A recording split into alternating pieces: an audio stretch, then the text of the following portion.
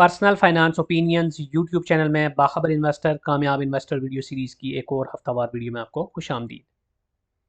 ये वीडियो यकम से लेके 5 दिसंबर 2025 के हवाले से है। दिसंबर के पहले हफ्ते के दौरान पाकिस्तान स्टॉक मार्केट में लिस्टेड कंपनीज़ के हवाले से जितनी भी इंपॉर्टेंट अनाउंसमेंट्स हैं या ख़बरें हैं उनको इस वीडियो में डिस्कस किया जाएगा। साथ साथ हम ये भी डिस्कस करेंगे हमेशा की तरह के इस पूरे हफ्ते के दौरान KSE 100 इंडेक्स की क्या सूरत हाल रही, क्या मूवमेंट रही, डॉलर के मुकाबले में रुपए की कदर का क्या रुझान रहा और पाकिस्तान के फॉरेक्स के रिजर्व्स के क्या नंबर्स हैं। ये सारी इन्फॉर्मेशन जो इस वीडियो सीरीज़ में आपके साथ शेयर की जाती है इसका मकसद ये होता है कि आपको स्टॉक मार्केट और उसमें लिस्टेड जो कंपनीज़ हैं उसके हवाले से अवेयर रखा जाए और जितने भी लेटेस्ट डेवलपमेंट्स हैं, जो इवेंट्स हैं, जो इन्फॉर्मेशन है या जो अनाउंसमेंट्स हैं उस बारे में आपको कमाहकऊ नॉलेज हो। क्योंकि जितना आप वेल अवेयर्ड और वेल इन्फॉर्म्ड डिसीजंस लेंगे उतना ही बेहतर तरीके से आप स्टॉक मार्केट में इन्वेस्टमेंट कर सकते हैं।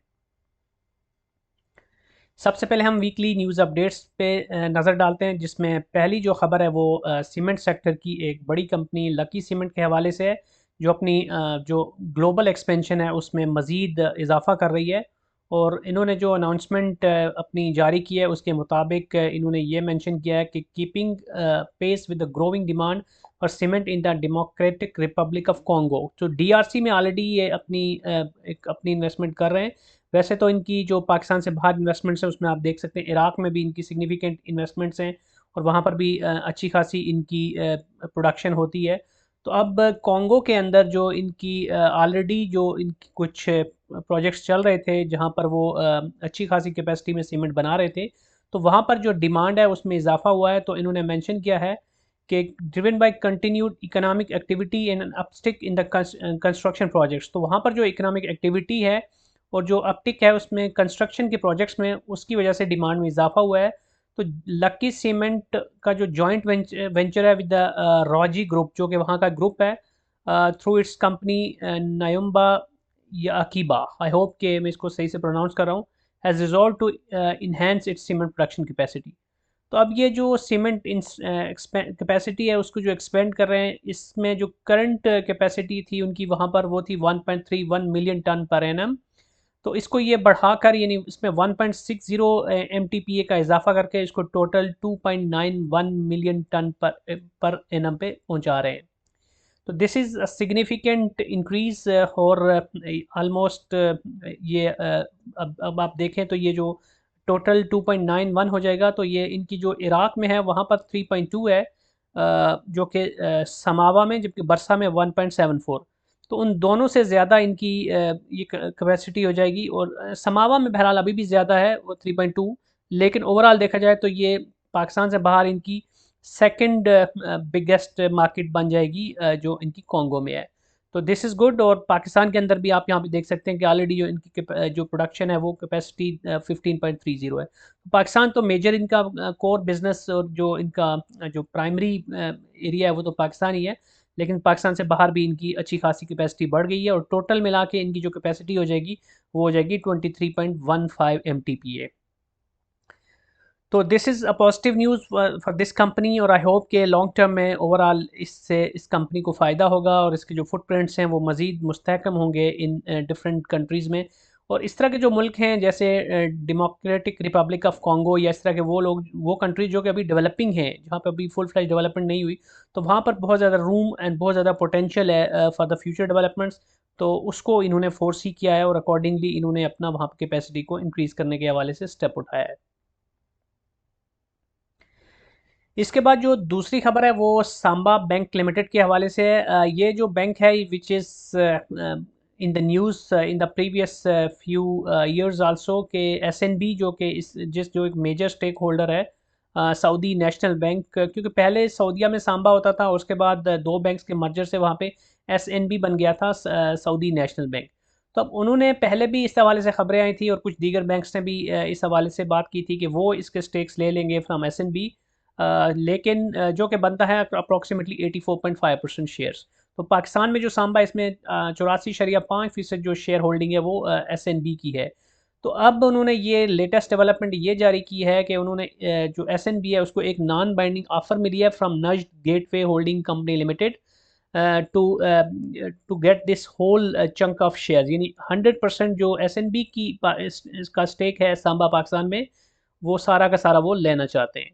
तो अब इम्पॉर्टेंट बात ये है कि नज्द गेटवे होल्डिंग कंपनी जो है ये SIFC का पार्ट है, और ऑलरेडी पाकिस्तान में इसका काफ़ी और इसका मेजर पर्पज़ ही यही है इस होल्डिंग कंपनी का कि SIFC के अंडर पाकिस्तान में जो मुख्तलिफ वेंचर्स हैं उसमें इसने इन्वेस्ट करना है। तो this seems to be a very serious development, क्योंकि बहुत सारी ऐसी डेवलपमेंट्स आती रहती हैं ख़बरों में जो कि बाद में मेच्योर नहीं होती, लेकिन नज्द गेटवे जो है इसके पाकिस्तान में जो स्टेक्स हैं और जिसका कोर बिजनेस या जो कोर पर्पज़ है उसको देखा जाए SIFC के हवाले से, तो this seems to be a very realistic and potentially beneficial acquisition और डेवलपमेंट। तो इसका इम्पैक्ट हमने ये देखा कि आप देख सकते हैं कि फ्राइडे को अपर लॉक पे गया सांबा का शेयर 12.61 पे, यानी अपर लॉक पे क्लोजिंग हुई 10.04% के इजाफे से। वॉल्यूम भी अच्छा खासा था 6,54,000 का। तो लॉक जो है वो फिर टूटा नहीं, विच मीन्स के ये एक सिग्निफिकेंट डेवलपमेंट है, और इस हवाले से इन्वेस्टर्स ने भी इसको फोर्सी किया है कि it has potentially good future prospect for the bank. अब जो अगली खबर है वो BBFL big bird foods limited के हवाले से है, और इस कंपनी ने ये अनाउंस किया है कि we are pleased to inform shareholders that in the Pakistan Stock Exchange that the company has further expanded its nationwide modern trade retail presence through onboarding with the following leading retail chain। तो chicken dairy की different products हैं जो कि ये cell करते हैं, तो उस हवाले से इनको कुछ जो मेजर रिटेल चेन्स हैं उनके साथ प्रोजेक्ट्स मिले हैं, उनके साथ इनकी ऑनबोर्डिंग हुई है, जिसमें पंजाब कैश एंड कैरी जो कि एक बड़ा नाम है पाकिस्तान, पंजाब में ख़ासतौर पे बहुत सारे शहरों में इसकी आपको जगह जगह पे ब्रांचेस नज़र आ रही होती हैं। फिर चेज़ अप जो कि another well known retail presence रखने वाला एक चेन है, उसके अलावा डायमंड सुपरमार्केट और बिन हाशिम सुपरमार्केट। तो इनके साथ इसकी का टाई अप हुआ है, और दिस इज़ गुड क्योंकि इन जो फुटफॉल है कस्टमर्स का वो इन डिफरेंट जो रिटेल चेन्स है उसमें काफ़ी ज़्यादा है। तो इसमें अगर इनकी प्रोडक्ट्स आएंगी तो that will be a win win situation for both these retail chains as well as for this company.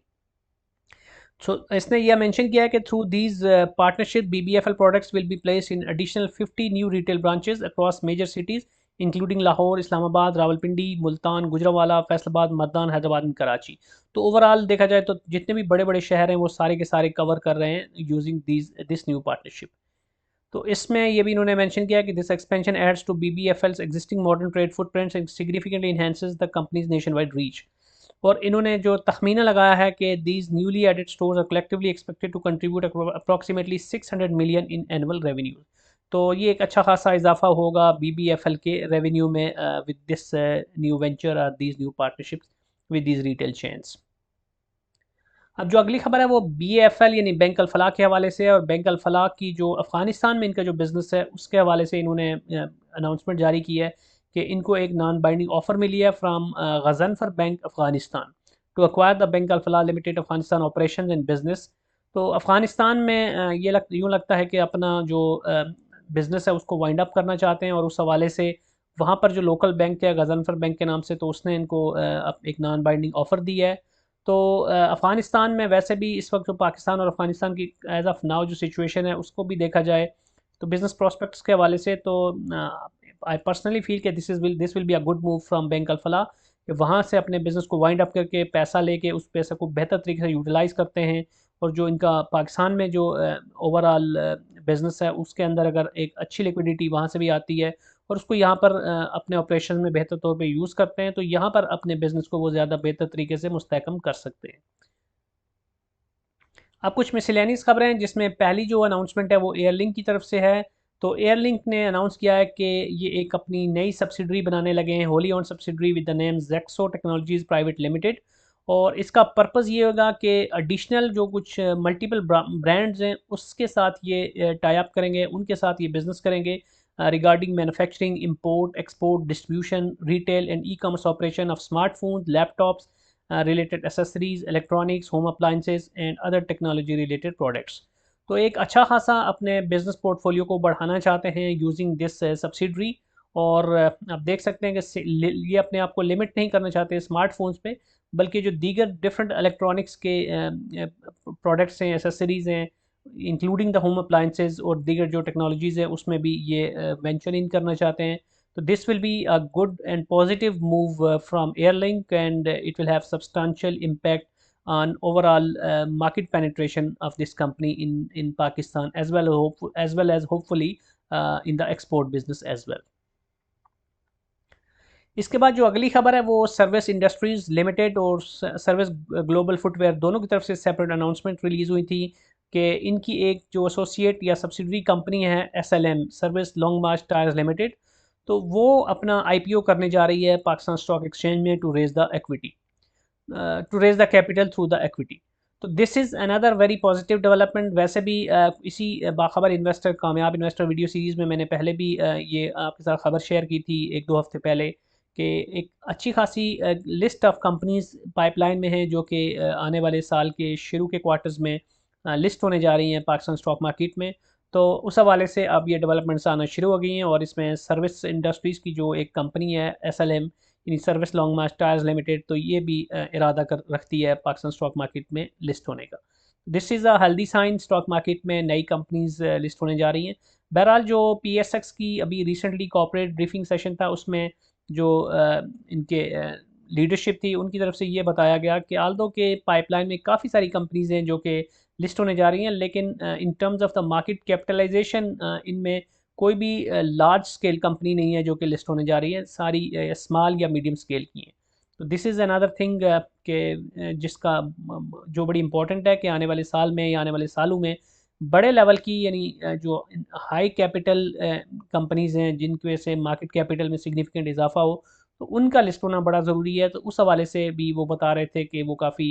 सारी कंपनीज़ के साथ डिस्कशन में हैं और अगर उस तरह की कोई डेवलपमेंट होती है तो that will have a very positive impact on overall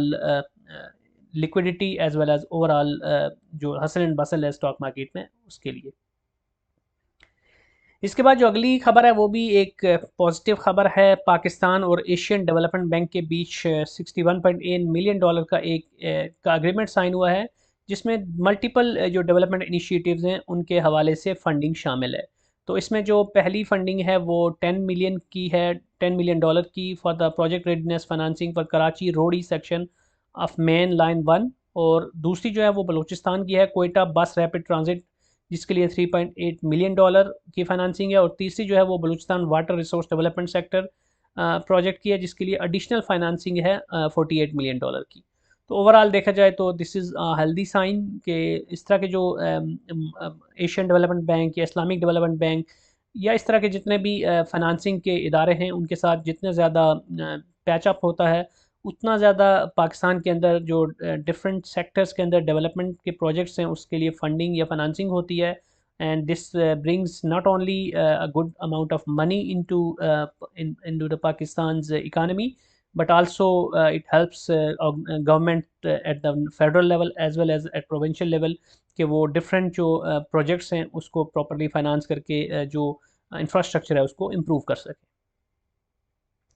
आगे चलते हैं और रिजर्व्स की सूरत हाल का अगर हम जायज़ा लें तो जो लेटेस्ट नंबर स्टेट बैंक की तरफ से जारी हुआ है 28 नवंबर का डेटा है, उसमें जो हमारे क्यूमुलेटिव रिजर्व्स हैं state bank plus commercial bank के उसमें माइनस का डिक्लाइन है $19.59 billion compare to 19.61 which was on 21 November. बहरहाल ये ओवरऑल अच्छी सिचुएशन में है हमारे रिजर्व्स, और साथ साथ अभी IMF के साथ भी जो कि दिसंबर में एक्सपेक्टेड है कि $1.2 बिलियन की ट्रांच भी आ जाएगी, तो that will have another good addition into the reserves of Pakistan in general and state bank in particular. अब USD के मुकाबले में PKR की अगर मूवमेंट देखें तो ये मुसलसल PKR को मुस्तहकम रखा जा रहा है, मुस्तहकम हो रहा है, और लेटेस्ट जो नंबर है 5 दिसंबर का उसमें 280.42। तो अब इसमें ये कितना ऑर्गेनिक है और कितना रियलिस्टिक है ये तो काफ़ी डिबेटेबल है, और बहुत सारे जो एनालिस्ट हैं और बहुत सारे जो इस तरह के इंटरनेशनल एंड नेशनल लेवल पे जो इस हवाले से बात करने वाले एक्सपर्ट्स हैं वो यही कह रहे हैं कि बहुत हद तक जो डॉलर की कीमत को मुस्तहकम है रखा गया, ये आर्टिफिशियल तरीके से रखा जा रहा है, और गवर्नमेंट पूरी कोशिश कर रही है कि डॉलर को फ्री फ्लोट ना होने दिया जाए या डॉलर की जो कदर है उसको रुपए के मुकाबले में एक टाइट करके रखा जाए। तो अब ये टाइटनेस कितने अरसे तक रहती है ये भी एक बड़ा क्वेश्चन मार्क है, लेकिन ओवरऑल देखा जाए तो जब तक डॉलर मुस्तहकम रहता है, डॉलर के मुकाबले में रुपया मुस्तहकम रहता है और कोई बहुत मेजर अप एंड डाउन नहीं आता, तो this will remain good for overall import and export business. लेकिन मुझे ये लगता है कि आने वाले महीनों में या आने वाले साल में कुछ हद तक इसके अंदर इनको इस जो इतना स्क्रूटनाइज इतना कंट्रोल्ड रखा हुआ है डॉलर को, बहरहाल इस पर से थोड़ा सा इनको इसको लूज़ करना होगा अपने जो टाइटनिंग है उसको, ताकि एक मुनासिब तरीके से अगर डॉलर की कीमत थोड़ी सी बढ़ती भी है तो उसको मार्केट के अंदर एडजस्ट किया जा सके। इसके बाद अब हम देख लेते हैं एक नज़र के इस पूरे हफ्ते के दौरान पाकिस्तान स्टॉक मार्केट में KSE 100 इंडेक्स में क्या सूरत हाल रही। तो यहाँ पर अगर आप देखें फर्स्ट को जो पहला दिन था उसमें तो मार्केट ने पॉजिटिव क्लोजिंग दी और एक अच्छी खासी मूवमेंट देखने को मिली, और जो ओपनिंग हुई थी वो 1,67,000 के करीब हुई थी, और फिर क्लोजिंग जो हुई थी वो लगभग 1,68,000 यानी 1000 पॉइंट से ज़्यादा ऐड हुए थे। लेकिन सब्सिक्वेंटली अगर आप देखें तो ट्यूसडे, वेंसडे, थर्सडे, फ्राइडे, ये चारों दिन मार्केट के अंदर नेगेटिविटी रही, और जो क्लोजिंग हुई वो रेड रेड कैंडल के साथ ही हुई। और ओवरऑल देखें तो इस हफ्ते के दौरान मार्केट ने पॉइंट्स को लूज़ किया, और जो क्लोजिंग फ्राइडे को हमें देखने को मिली वो 1,67,085 के करीब रही। तो बहरहाल overall from the start to end देखें तो कोई बहुत बड़ा डिक्लाइन नहीं कहलाएगा, क्योंकि बीच में काफ़ी ज़्यादा डिक्लाइन के बाद फ्राइडे को बहरहाल मार्केट में कुछ पॉजिटिविटी भी हमें देखने को मिली, कुछ इम्प्रूवमेंट भी हुई। और उसके बाद डिस्पाइट द फैक्ट कि आपको रेड कैंडल नज़र आ रही है, लेकिन पूरे हफ्ते के दौरान अगर आप देखें तो मार्केट ने लगभग सिर्फ 200 पॉइंट्स के करीब ही लूज़ किए हैं, और वॉल्यूम्स अभी भी कम हैं। तो ये एक थोड़ा सा इंपॉर्टेंट फैक्टर है। और दूसरी तरफ ये कि पाकिस्तान में पॉलिटिकल एंड पे भी काफ़ी सारे अप्स एंड डाउन्स हमें देखने को मिल रहे हैं, और उसके साथ साथ हम ये भी देख रहे हैं कि ग्लोबली भी इस वक्त कोई इतना ख़ास ट्रिगर नहीं है। लोकल लेवल पे भी देखें तो मार्केट में ऐसा कोई इस तरह का ट्रिगर नहीं है इमीडिएटली कि जो हम जिसकी बेस पे हम ये कहें कि मार्केट में फौरी तौर पे कोई बहुत ज़्यादा बुलिश मोमेंटम हमें देखने को मिल सकता है। लेकिन अब दिसंबर के बाद जनवरी में रिजल्ट्स का सीज़न भी शुरू होगा, तो that will also add some value. और जो अच्छे स्टॉक्स हैं, जो डिविडेंड यील्ड के हामिल स्टॉक्स हैं, उसके अंदर फिर से हमें हसल एंड बसल देखने को मिल सकती है। साथ साथ IMF की तरफ से जो ट्रांच मिलनी है वो भी थोड़ा सा मार्केट में इसको बेहतर तरीके से फ्यूल अप कर सकती है। और अगर पॉलिटिकल साइड पे कोई बहुत ज़्यादा